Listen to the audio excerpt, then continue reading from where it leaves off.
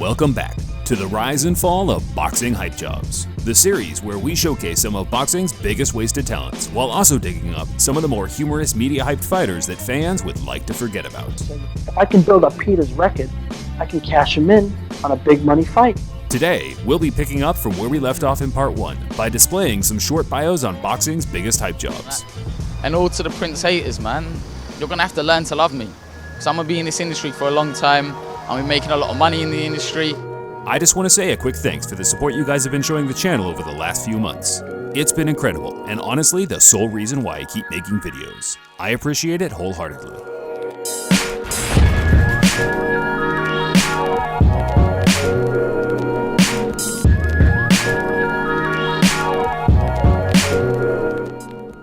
First up, we have the relatively short-lived internet-famous career of Britain's most hated bantamweight, Prince Patel. He was a young stud like me.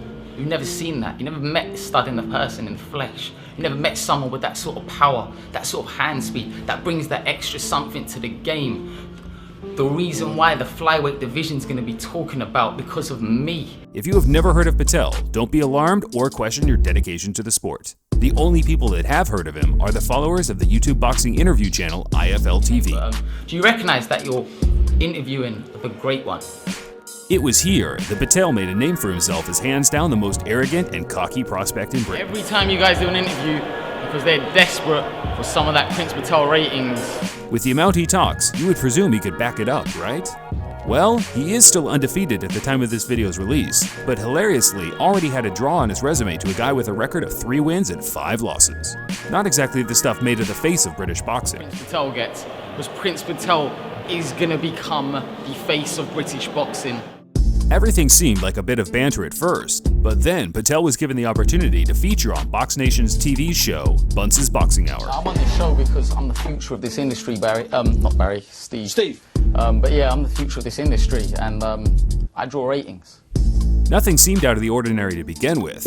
Patel was being an arrogant a-hole as usual, but then he lowered his standards even more by verbally attacking the former world champion, co-host Barry Jones. You don't want to be in fights like Barry where no one wants to watch you, and the crowd ain't even interested in you. Barry had massive ratings. He brought down thousands.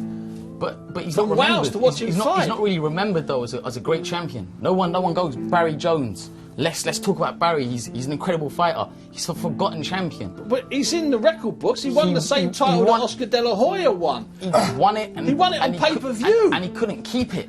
The reason why. Well, look at me. But perhaps there's a bit of jealousy. Perfection.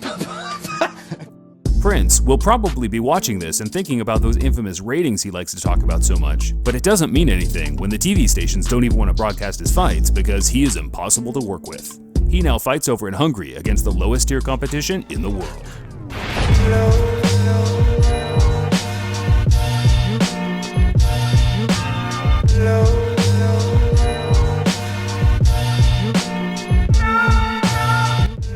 Former heavyweight prospect David Nino Rodriguez seemed to be doing everything right while on his come-up during the late 90s and early 2000s.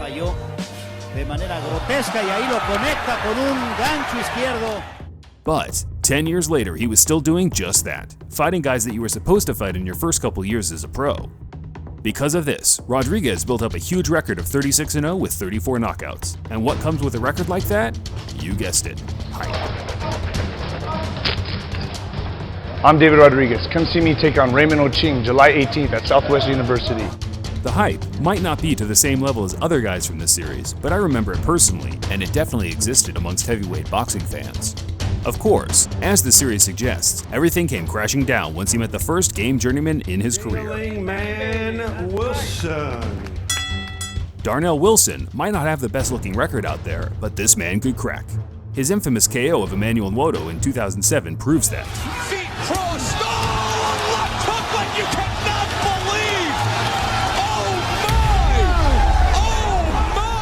If you thought that was a good KO, check out how brutal his finish of Rodriguez was. Rodriguez has never lost. 36-0 in his career. It's all over. This fight's over. Wilson has knocked him out. It's over. 10 seconds left. Darnell Wilson. In the final round has knocked out Rodriguez with with that. While doing some research for this video, I realized Rodriguez was actually a really nice guy. I guess he just found out his level much later than normal, and unfortunately for him, in the most brutal way possible. 36-0 in his career. And it's all over. This fight's over.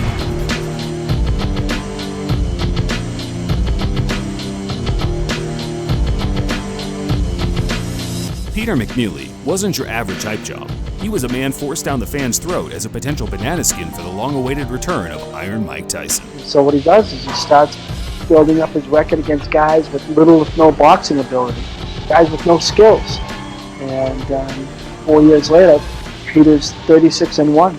Before he faced Tyson, he had already taken to the ring 37 times, winning 36 and most by early knockout. The kill, and he went right after it, dropped him. 1:53 of the first round. It was a sad sight to watch back and edit the fight footage of his career, as 99% of the opponents he faced had lost more fights than they had won. This has to be the most fabricated resume of recent times. Literally, his best opponent was Lorenzo Boyd, who had a record of 18 wins and 21 losses, and was on a 10-fight losing streak. Still, the hype got to McNeeley's head, and he went into the Tyson fight truly believing he was the man to end the Tyson train. I'm Hurricane Peter McNeeley from Medfield, Mass. On Saturday night, watch me kick Tyson's ass. The fight hilariously took place on the pay-per-view platform, and to this day still stands as the 8th most bought event in boxing history. Was it worth the money? Well, you be the judge of that.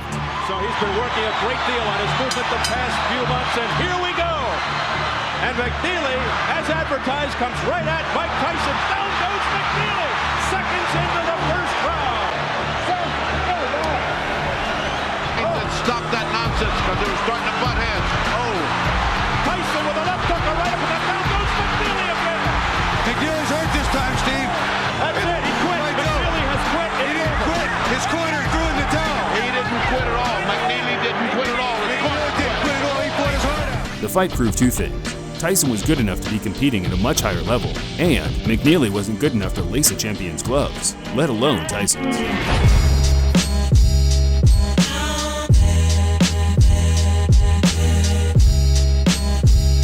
Just like in part 1, we have another story which is more sad than it is humorous. Trust me, Audley Harrison, November the 30th, is the new heavyweight champion of the world, no doubt. Today, he is revered for being one of the worst heavyweight contenders of recent times, but things didn't always look so bleak for the 6'6" heavyweight, Audley Harrison. To achieve that goal was a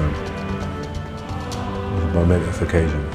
As an amateur, he was just about as good as they come. He's an ABA Commonwealth and Olympic champion. In doing so, he beat some of the very best amateurs in the current scene. Boxing pundit Steve Bunce once said he had never seen a British boxer win an Olympic medal as convincingly as Audley did. That's a praise of its highest order. Surely, things were going to be great in the pros. Well, it started off promising. Oh, wonderful uppercut from Harrison. As well as that stun, Harrison. Oh, what a fight! What a punch! Massive left hand. It is over. Things were looking cagey. I don't think many people were expecting Audley to become an ATG, but I don't think many were expecting this either. Also a big man as well. Good shot. Great left hand from Strong. And this. And he hurts. And he's going to finish it here. I think he does. And then this. He's gone. He's out. And then, well, you get the point. Audley's career crumbled, and his great amateur potential mounted up to nothing but a laughingstock in the pros. His name is sort of synonymous with losing, failure. He's a joke, and I can't allow someone like that to, drag me down. He hung the gloves up for good in 2013 after Deontay Wilder pummeled him in the first round. Has the right hand. That's the big shot. And he goes looking for Harrison straight away. The first punch he's landed.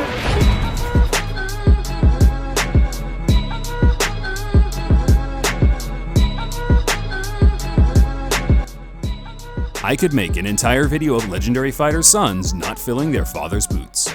There have literally been hundreds, but for me, none were quite as hyped as Julio Cesar Chavez Jr. I'm not saying that. I'd be surprised if Canelo does the job on him that the Canelo army think he's going to do.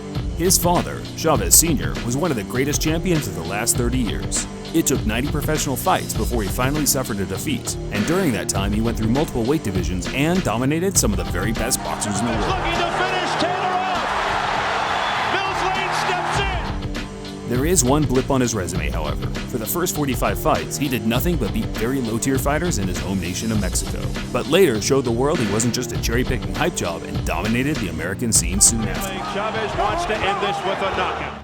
His son also tried this technique as he built up a record of 47-0 before facing a top opponent. You can probably guess, he was then beaten, and convincingly at that. Look at that! Martinez rips him with 8 straight shots. Blood flowing again from the nose and the mouth of Chavez Jr. Chavez showed a lot of heart and fighting spirit in his career, but it's still a massive disappointment to the Mexican people. His father was one of, if not the greatest sporting hero in their country's history, and his son turned out to be nothing but a non-committed, non-focused hype job. Of course we say that, but Chavez goes down! Chavez went on to lose again to Andrew Fonfara and Saul Canelo Alvarez, where in both cases he put up nothing short of a pathetic display. The effort of Canelo Alvarez, and it was a very accomplished performance. He's won it by a street. Oh, he's won it by a street, you know, and it could be a shutout. You wouldn't be shocked. If you enjoyed this video today, please help us out by hitting that like button. Part 3 will be uploaded very soon, and if you don't want to miss it, make sure you're subscribed with the notification settings switched on. Until next time, fight fans, this is Boxing Legends TV, signing off. 36-0 in his career. It's all over. He starts over.